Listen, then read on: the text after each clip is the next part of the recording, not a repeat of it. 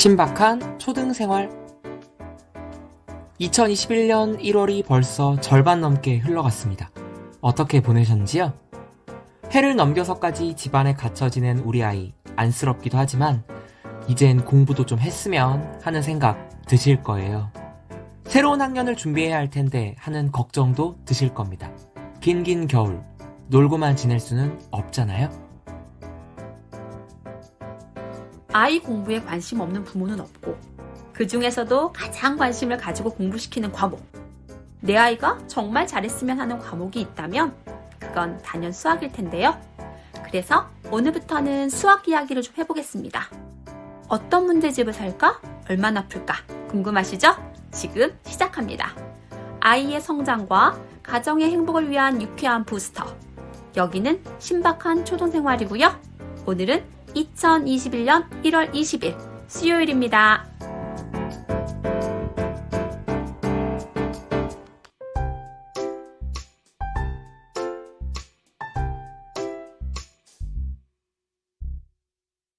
안녕하세요. 신박한 초등생활 8번째 시간입니다.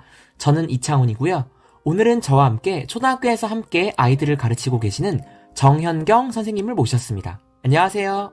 네, 안녕하세요. 선생님, 왜 이렇게 늦게 나오셨어요? 진작 나와서 듣고 계신 많은 분들께 도움을 드리고 싶었는데 코로나19 때문에 우리가 만나기 어려웠잖아요. 늦게 나온 만큼 열심히 달려보겠습니다. 감사합니다, 선생님. 오늘이야말로 진짜 부모님들이 궁금하실 것 같아요. 수학 얘기잖아요. 수학 공부할 때 어떤 문제집을 고를지, 그리고 얼마나 풀지 아주 궁금해요, 정말. 먼저 문제집을 어떻게 선택해야 할지 알려주세요.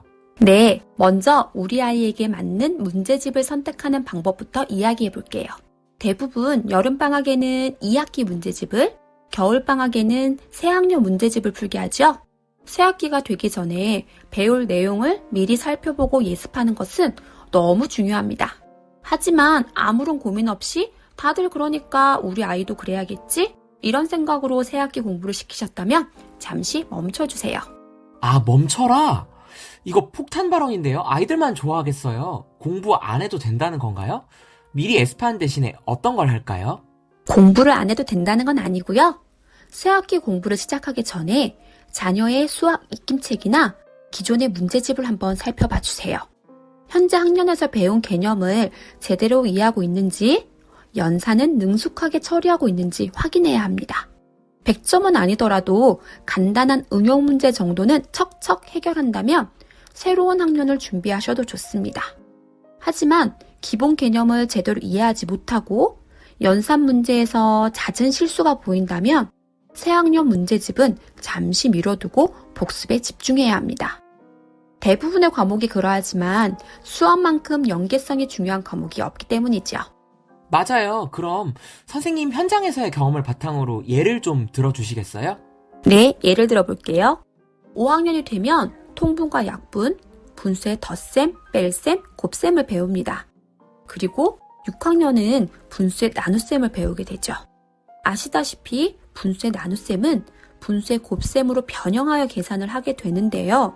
6학년이 되어 착실히 공부해서 분수의 나눗셈을 분수의 곱셈으로 바르게 잘 변형한다 하더라도 5학년 때 배운 분수의 곱셈이나 약분, 기하분수로 만드는 방법들을 잘 이해하지 못하고 적용할 수 없다면 결국 끝까지 문제를 해결할 수 없게 되는 거죠.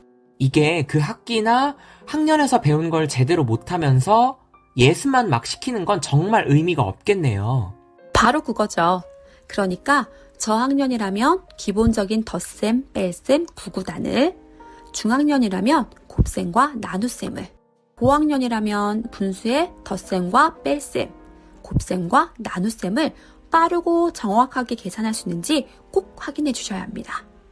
우리 아이가 이런 연산에 아직 서툴다면 과감히 복습을 선택해 주세요. 새학기 문제집을 조금 일찍 푸는 것보다는 연산을 능숙하게 해결할 수 있는 것이 훨씬 더 중요합니다. 100% 공감합니다. 새롭게 배우는 것을 이해 못해 고민하는 것과 이전 학년에서 이미 배운 내용을 몰라서 쩔쩔대는 모습. 어떤 모습이 더 안타까울까요? 그리고 어떤 편이 더 도와주기 쉬울까요? 무엇보다 어떤 편이 아이의 자존감을 덜 다치게 할까요? 잘 고민해 보시기 바랍니다. 자, 그럼 이제 문제집 이야기로 넘어가 보겠습니다. 어떤 문제집을 고를까요? 네, 문제집은 가능하면 자녀와 함께 골라주세요. 아이의 수준에 맞는 난이도, 방학이나 정해진 기간 동안 풀 수 있는 분량의 두께, 그리고 아이가 풀고 싶은 마음이 드는 편집, 이 모든 것을 고려해서 자녀와 함께 문제집을 선택한다면 아이들도 더 책임감 있게 문제집을 풀게 될 것입니다. 맞습니다. 그럼 문제집 선택까지 끝났다면 하루에 얼마나 풀어야 할지 결정을 해야 합니다. 이때도 자녀와 함께 하셔야 한다는 것, 이제는 너무 잘 알고 계시죠? 선생님, 어떻게 할까요? 먼저 부모님과 함께 일주일 동안 풀어야 할 문제집의 양을 결정하세요. 일주일에 해야 할 분량이 정해지고 나면 하루에 얼마씩 풀어야 하는지는 아이에게 맡겨주시면 됩니다. 어떤 아이들은 매일매일 조금씩 나누어 풀 것이고, 또 어떤 아이들은 하루에 할 양을 조금 늘리는 대신 주말 동안은 신나게 놀고 싶을 수도 있습니다. 매주 정해진 분량만 소화한다면 모두 다 좋습니다. 아이와 약속한 내용은 저희가 신박한 초등생활 3회에서 소개해드린 학습 계약서를 활용해도 좋겠죠? 네, 그렇죠. 그런데 여기서 놓쳐서는 안 될 아주 중요한 원칙이 하나 있습니다. 그것은 바로 몰아서 풀지 않기입니다. 나는 한 주에 해야 할 분량을 이틀 동안 몰아서 풀 거야. 이런 것은 절대 허용해 주시면 안 됩니다. 하루에 너무 많은 양을 몰아서 하다 보면 집중력과 효율성이 떨어지는 것은 물론이고요. 수학에 대한 부정적인 감정이 생기게 됩니다.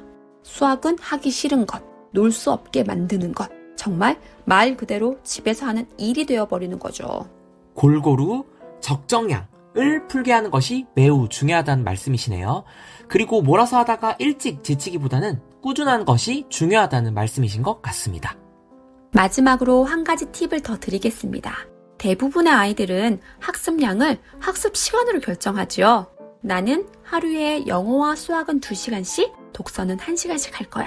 이런 식입니다. 어쩌면 방학 때마다 만들었던 생활 계획표의 영향인지도 모르겠어요. 하지만 학습량은 시간보다는 해야 할 분량으로 정하는 것이 좋습니다. 이것은 신박한 초등생활 2회에서도 안내되었는데요. 2회를 참고하시고 소개된 체크리스트를 활용하시면 좋을 것 같습니다. 그런데 선생님, 해야 할 분량을 기준으로 했더니 어떤 날은 쉬운 문제만 있어서 빨리 끝나버려서 게임 시켜달라고 막 조르고, 또 어떤 날은 어려운 문제만 잔뜩 있어서 몇 시간 동안 끙끙대다가 못하겠다고 아이가 투덜대는 경우가 있잖아요. 맞아요. 그래서 다음 시간에는 바로 그런 문제에 대한 해결법에 대해 알려드리겠습니다.